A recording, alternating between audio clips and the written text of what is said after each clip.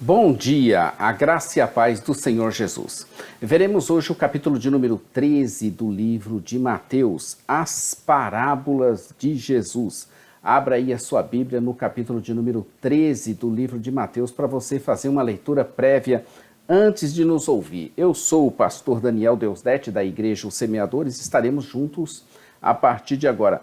Inscreva-se em nosso canal e clique no sininho para você fazer acompanhamento diário. Todos os dias temos uma palavra de Deus de um capítulo novo da Bíblia. E hoje é o capítulo 13, que são as parábolas de Jesus. Temos muito a aprender com o Evangelho de Mateus, que foi escrito com o propósito de inspirar os cristãos ao serviço grato e fiel de promover o reino de Deus, ao apresentar Jesus como tão esperado rei e apresentar o reino que ele trouxe como o cumprimento do plano da redenção de Deus.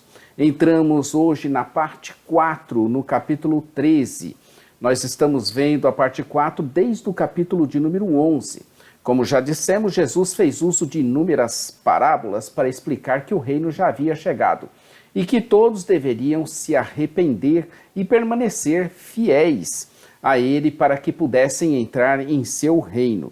Os capítulos de 11 a 13 revelam a natureza desse reino, onde ele está, o que é ele, como ele vem. Esse registro de Mateus foi dividido em duas partes. A primeira, a narrativa, quem era João, quem é Jesus. Já vimos, e agora nós estamos vendo as parábolas do segundo sermão, as parábolas do reino. Parte B, então, parábolas do reino. Mateus 13 é o capítulo das parábolas. Você quer saber sobre as parábolas? Vá para Mateus capítulo 13. Jesus nos ensinava por parábolas e nada dizia sem usá-las. A sua temática preferida era o reino de Deus. Ele não ficava em pé gritando e falando desesperadamente, mas sentava e da multidão conseguia obter aquele silêncio que acho que daria para escutar as batidas dos corações de todos ali presentes. O que ele falava, homem algum poderia falar. A sua fala tinha um misto de autoridade, de sabedoria e inteligência e grande profundidade. Ele alcançava os nossos corações e assim prendia o ouvinte em seu enredo. Eu costumo dizer que a palavra de Deus é como se fosse um código de computador. E nós somos essa máquina ao qual a palavra de Deus gera em nós uma resposta na sua tela da vida. O capítulo 13 é o terceiro grande sermão em Mateus. Os 5 sermões de Mateus: ético, discipulado e missão, o reino do céu, a igreja, o escatológico. Ele descreve a natureza do reino dos céus por meio do uso de parábolas. A ordem que Mateus dá às parábolas, as citações das Escrituras e as duas interpretações, pode não ser a princípio evidente. Conforme estamos vendo, um elemento notável na sequência é a alternância de materiais positivos e negativos. Muitas vezes o positivo está intimamente relacionado ao material positivo a seguir, mas não à seção negativa interveniente e vice-versa. Desse modo, os versos 3 a 9, 18 a 23, 31 a 35, 44 a 46 formam um conjunto, assim como os versos de 10 a 17, 24 a 30, 36 a 43, 47 a 50. Se você perdeu alguma dessas sequências, não se preocupe, tem o texto escrito no jamaisdesista.com.br e também você pode voltar aí o vídeo e acompanhar-nos. E eu sugiro que você faça a leitura de todos esses versículos na sequência que nós estamos falando para você assimilar esse conteúdo completo. As primeiras 3 dessas parábolas estão relacionadas pela palavra semente, que representa a mensagem do reino ou os seus resultados, aqueles que creem. Não é à toa que nós nos chamamos os semeadores. Parábola é o equivalente do hebraico mashal, conforme o versículo 35 que cita o Salmo 78, verso 2. Literalmente significa uma comparação, ou seja, uma figura analógica, uma figura ou analogia, ou dito que instrui ou comunica sabedoria ou entendimento. A maioria das parábolas de Jesus é ilustrativa, mas elas também contêm uma ambiguidade intrínseca, de modo que somente um relacionamento verdadeiro com Jesus pode fornecer a chave para interpretações corretas. Foi apenas para os discípulos que Jesus deu a interpretação da parábola do semeador, a qual ele havia contado anteriormente para toda a multidão. Do mesmo modo, a parábola do joio foi explicada somente para os discípulos. Dos versos 11 ao 17, conforme ele mesmo explica, é difícil fugir da implicação da eleição divina. A habilidade para entendermos a mensagem de Deus sem falar em responder a ela relaciona-se à soberania de Deus. Os que têm ouvidos para ouvir são abençoados por Deus. As parábolas de Jesus foram uma resposta à pergunta: por que lhes fala por parábolas? Os segredos do reino são aquelas verdades que foram referidas de uma maneira velada no Antigo Testamento, mas que agora se tornam claras aos discípulos com a vinda verdadeira do reino. Nós estamos aqui, esse ambiente que vocês estão vendo atrás de mim, um computador, nós estamos aqui na nossa loja, na parte superior, no escritório. Para aqueles que desfrutam de um relacionamento com Jesus, as parábolas ressaltam o entendimento e promovem uma relação mais íntima. Mas para aqueles que não têm esse tipo de relacionamento, as parábolas somente aumentam a confusão e a ignorância. É o tipo ver e não ver, né? É como um relâmpago. Você já tentou fixar o relâmpago? Ele não dá. Você viu ele, ele ilumina. Então você percebe que é a grande luz. Mas no instante que você vai retê-lo na sua mente, ele já foi embora. Assim, as parábolas também têm esse efeito de causar esse impacto dentro de nós, assim, trazendo uma grande verdade. Aí a gente não pode recuar e dizer assim, é mentira, não, porque nós vimos um clarão muito forte da luz, do esclarecimento da palavra de Deus. Assim, a função das parábolas é tanto esclarecer quanto também velar. Esse é mais um ponto no qual uma presumida neutralidade é quebrada. Ninguém pode ouvir a pregação do reino e não ser afetado por ele. As palavras de Jesus implicam em nós respostas. Ninguém é capaz de ouvir o evangelho e continuar neutro em relação a Jesus. Simplesmente não dá, você tem que tomar um partido. E eu sugiro que você siga as instruções do nosso Mestre, do nosso Senhor, do nosso Deus, Jesus Cristo. Marcos descreveu isso de modo ainda mais forte, indicando que Jesus falou em parábolas para que eles nunca pudessem ver. Mas o que é explícito em Marcos é implícito aqui.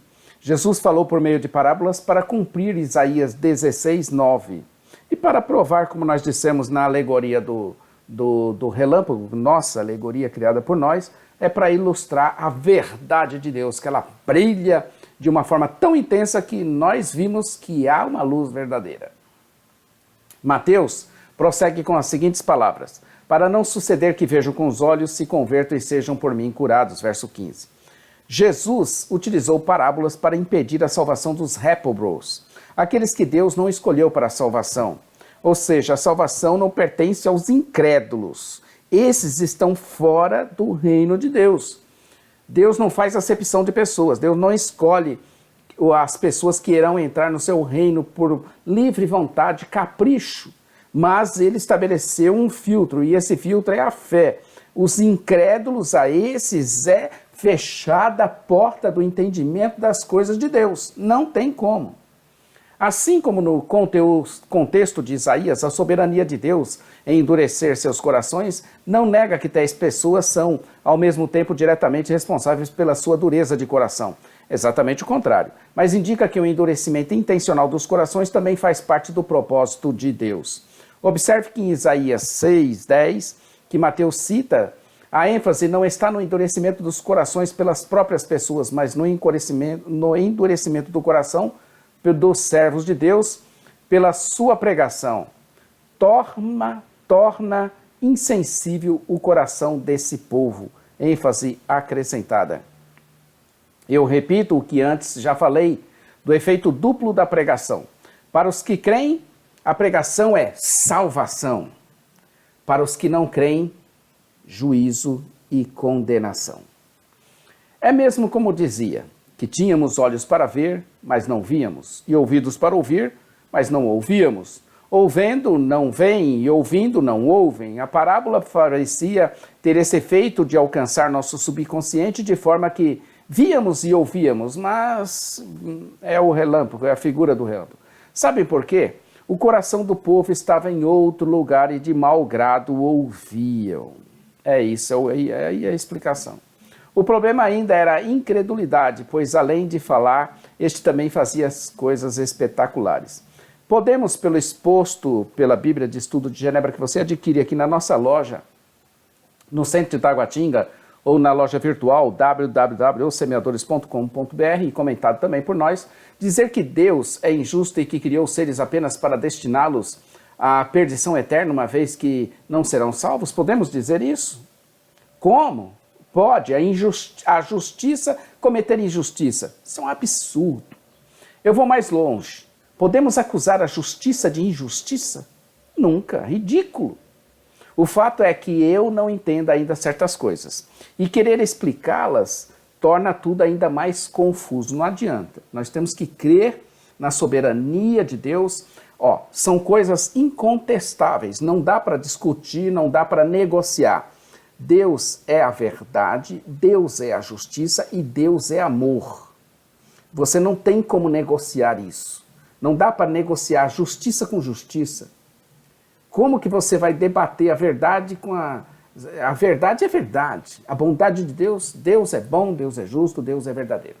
Então, para mim, eu falo de mim mesmo, Deus fará justiça. De forma que os que forem lançados no lago de fogo e enxofre, juntamente com o diabo e seus anjos, são porque tanto escolheram como porque foram endurecidos mesmo. Já os que ao final morarão eternamente com o Senhor, tanto escolheram esse caminho e aceitaram a mensagem da salvação, como Deus os escolhera desde antes da fundação do mundo. A justiça fará justiça e não injustiças. Como? Não sei. Deus, o justo, sabe. A primeira parábola deste capítulo é a parábola do semeador que saiu a semear e que, enquanto semeava, partes da semente iam caindo em 4 tipos de terrenos, dos quais apenas um deles ela vingou e produziu fruto a contento. Essa parábola interessante foi falada a todos, mas somente aos seus discípulos Jesus deu entendimento e explicou em detalhes. Os seus discípulos tinham ficado intrigados com o fato do Senhor lhes falar somente por parábolas, e Jesus explicou a eles o porquê, conforme já vimos acima. Nessa parábola podemos notar que as sementes caíram e o que aconteceu com elas. As sementes que caíram no caminho, elas sufocaram. As sementes que caíram nas pedras, as aves comeram. As sementes que caíram nos espinhos, ela se secou. As sementes que caíram em boa terra, elas deram frutos. A que foi semeada caiu à beira do caminho são aqueles que ouvem a palavra do reino, mas não a compreendem. Nisso vem o maligno, para justamente evitar que ela possa nascer de alguma forma. A que foi semeada caiu também em solo rochoso, nas pedras, é o que ouve e recebe com alegria, mas não tem raiz em si mesmo, e quando chega a perseguição e a angústia por causa da palavra, logo ele se escandaliza. A que foi semeada caiu também. Entre os espinhos representa aquele que ouve a palavra, mas a preocupação dessa vida e o engano das riquezas a sufocam, tornando-a infrutífera. A riqueza parece ser e realmente é uma bênção de Deus. Porém, trata-se de uma bênção perigosa se ela cativar o nosso coração. Eu costumo dizer que ela pode entrar em nossos bolsos para nós administrá-la, mas jamais em nosso coração. A que foi semeada, de fato e de verdade semeada. Essa não caiu. A que foi semeada. Em boa terra são aqueles que ouvem a palavra e a compreendem. Somente ouvir e compreender a palavra, a obediência estando implícita, resulta no fruto. Observe que há vários tipos de hipócritas. Pessoas que pensam que recebem a palavra, mas abandonam para evitar serem desprezadas pelo mundo, ou que perdem o seu comprometimento ao procurarem pelas riquezas terrenas.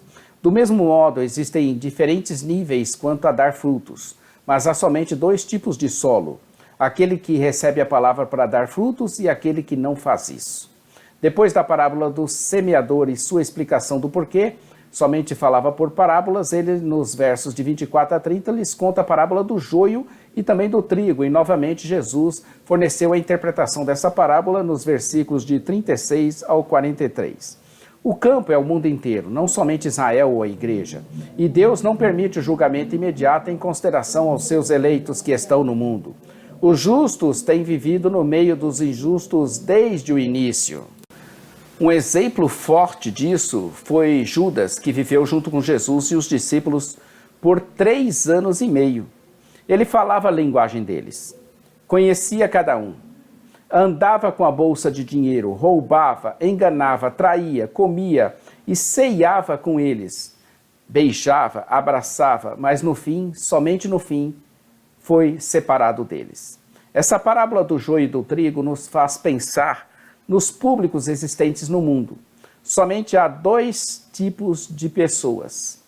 As que estão com Deus são trigo e serão colhidas para o seu celeiro. As que estão com o diabo são o joio e habitarão no lago de fogo e enxofre com o diabo e os seus anjos. A pregação gera fé, mas não no joio, mas sim no trigo. A mesma pregação que gera fé leva o juízo, mas não para o trigo, e sim para o joio. E assim continuou o Senhor a falar por parábolas, e nada falava a não ser por elas. Agora o reino dos céus será comparado a um grão de mostarda. As coisas de Deus podem parecer pequenas no mundo, mas produzem grandes resultados. Certamente o reino do céu, nesse momento, parecia insignificante em comparação com a poderosa Roma. Mas ele foi, e é inerentemente muito maior do que Roma sempre foi. Na Galileia, a planta da mostarda pode crescer a uma altura de 3 metros. A imagem de uma árvore com ninhos de passarinhos nos seus galhos relembra Ezequiel 17, verso 23 e 31, verso 6. Passagens nas quais os pássaros representam as nações dos gentios, encontrando refúgio no Messias e alegrando-se com as bênçãos da aliança. Também o reino dos céus foi comparado ao fermento, embora o fermento ou o levedo seja muitas vezes um símbolo do mal. A questão aqui é que o reino permeia o mundo. Nessas 2 imagens, assim como na parábola anterior do trigo e do joio, nós vemos a preocupação de Jesus se estendendo além de Israel para o mundo todo. Essas imagens também encorajam os discípulos a não desprezarem o dia dos humildes, Zacarias 4:10. As parábolas, versos 34 e 35, tanto revelam como escondem. A citação no verso 35 é do Salmo 78:2, no qual as parábolas ou coisas escondidas são um recital da história da redenção de Deus do seu povo que alcança o seu clímax na nomeação de Davi como seu pastor. Os acontecimentos redentores estavam escondidos, mas o significado deles não era óbvio. O salmista esclareceu o seu significado, especialmente ao focalizar a misericórdia contínua de Deus, apesar da rebelião de Israel. A história também aponta para alguma coisa que ainda estava encoberta, a esperança por outro Davi. Assim como o salmista revelou o significado dos atos redentores de Deus por meio de comparações, assim também fez Jesus Cristo. Jesus cumpriu Salmo 78 da mesma maneira que ele cumpriu Oséias 11:1, 2, 15. A história de Israel também obtém o seu significado último das histórias de Jesus. Depois de pregar por parábolas, Jesus foi para casa e lá foi indagado pelos seus acerca da parábola do joio. Jesus admirou-se que não tinham entendido, mesmo assim, pacientemente, a explicou em muitos detalhes. O julgamento final não era somente uma separação dos justos e dos injustos, mas também uma separação da impiedade dos piedosos. Observe que o Filho do Homem enviará seus anjos. Jesus, de modo inequívoco, assume a prerrogativa divina. No final, os justos resplandecerão com o sol, uma alusão a Daniel 12:3, uma grandiosa promessa da futura ressurreição. Jesus revelou as coisas encobertas do reino por meio de parábolas, verso 35. Mas a maioria das pessoas não via essas coisas como preciosas, de modo que não conseguiram entender o que tinha sido revelado. Como o homem que encontra o tesouro, a pérola ou a pérola mais preciosa, aqueles que compreendem o valor do reino sacrificarão tudo para poder obtê-lo. Filipenses 3:8. Na sequência ainda lhes falou, depois das parábolas do tesouro escondido, da pérola, da rede e finalmente das coisas novas e das coisas velhas. Aqueles que fossem bem instruídos quanto ao reino dos céus seriam como o dono de uma casa que tiraria do seu tesouro coisas novas e coisas velhas, ou como um homem versado no reino dos céus. Uma tradução melhor talvez fosse: tornou-se um discípulo do reino do céu.